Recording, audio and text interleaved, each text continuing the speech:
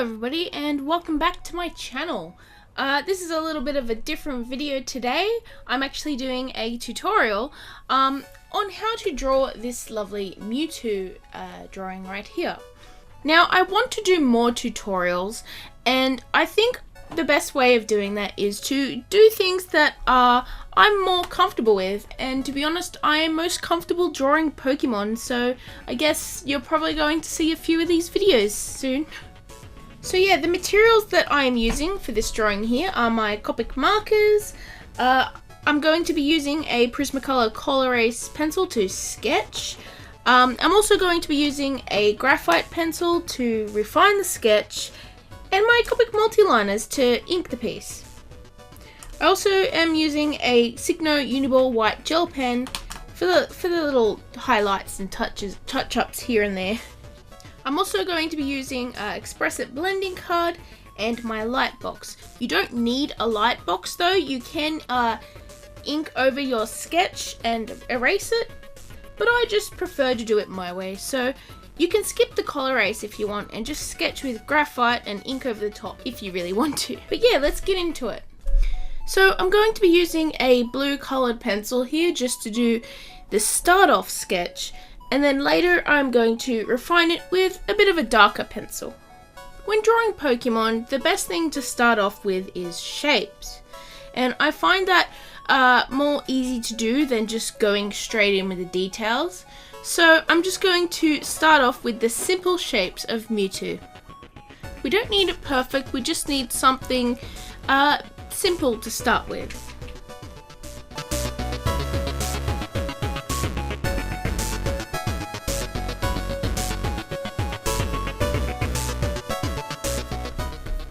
When sketching, you want it to be very loose.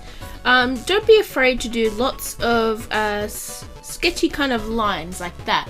It's okay to be messy. That frees you up to be able to experiment with shapes.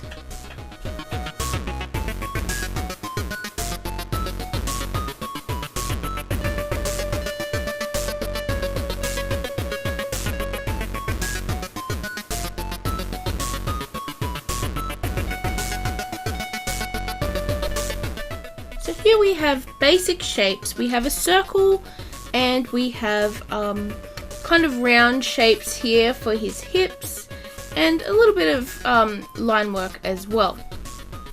And basically you use these shapes to construct. And once you have these basic shapes, you kind of just define the shape of Mewtwo a little bit. You kind of pay a little bit more attention to the shapes of his body. And when I say shapes, I usually don't mean the whole thing.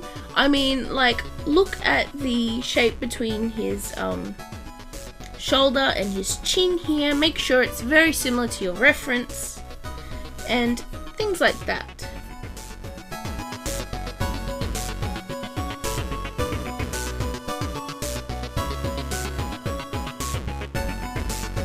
See, it's very important to notice flaws in your artwork. See, at first I had the tail like this, and then I realized Mewtwo's tail is actually very thick at the base. So you want to make sure that you do it right. And it sort of comes around here like this, see? Now, it's okay to sketch over your artworks and make it messy, as long as you can erase it at the end. See, like, if I do this, it looks a lot better. It's also fine to turn the paper around if you want to get the right sort of curve, because your wrist angles like this a lot and you want to be able to get the right kind of curve, so it's alright to turn the paper around.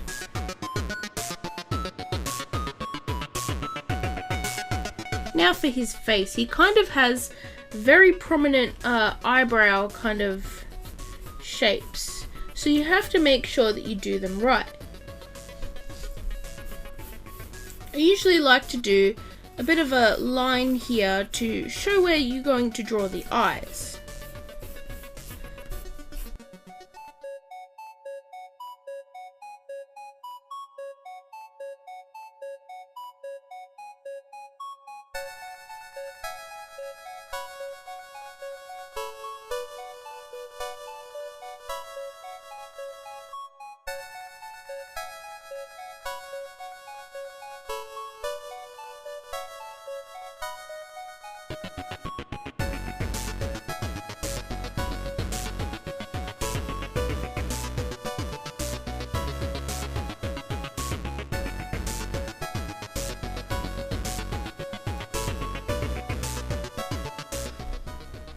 Now his hands are very interesting. He seems to have sort of frog-like hands, very circular fingers, and he has 3 fingers on each hand. So I usually like to start off drawing those circles. Now this arm here is pointed out towards the character, so his hands are actually going to look very big.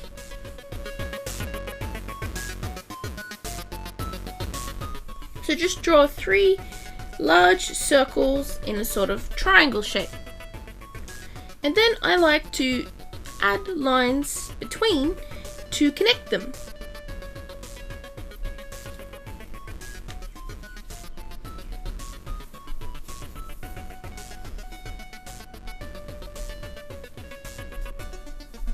Like so. I'll do it again for this hand.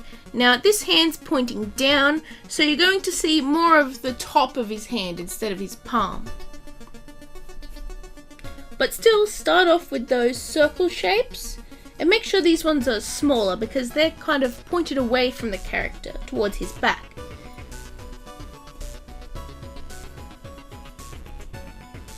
And then what we're going to do is we're going to draw the top of his palm over the top.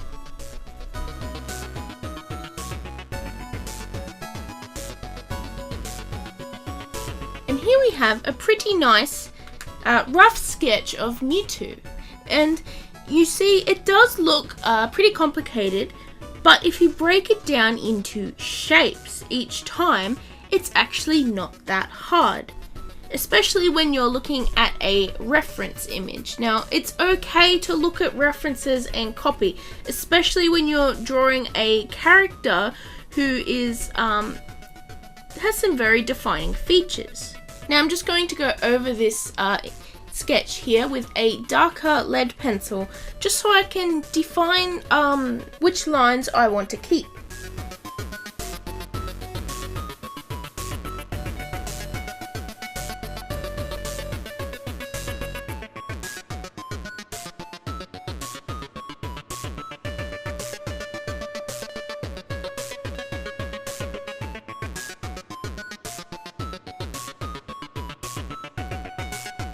Now here we have a lovely sketch of MEWTWO, and once I defined it with darker colors, it actually does look pretty refined.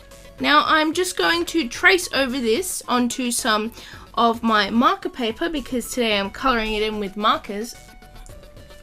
But you don't have to trace if you don't want to.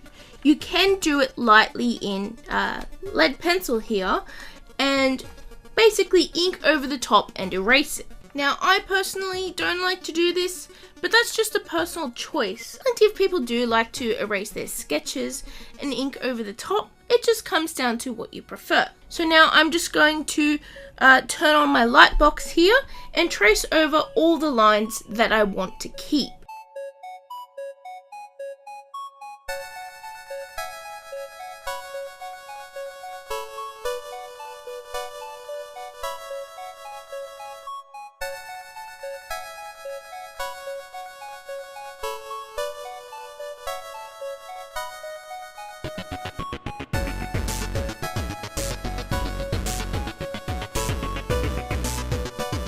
So now we have some nice line art here of MEWTWO, but we can actually improve it a little bit. You see, most of these lines here are pretty similar in thickness. Of course, there's a few here that are darker here and there, but to make it more interesting, we want to have a thick and thin variation in the lines. So what I'm going to do now is thicken the whole outline of him and fix up little bits here and there that could be better.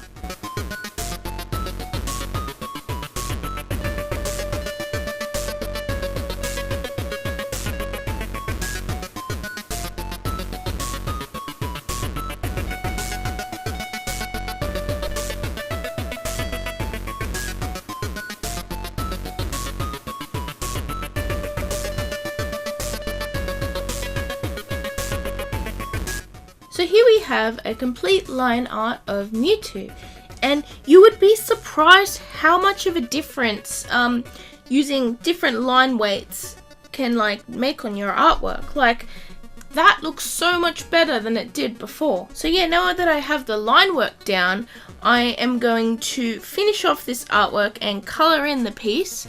And I'm actually going to leave you with a bit of a time lapse of the whole thing from start to finish. And I will come back at the end.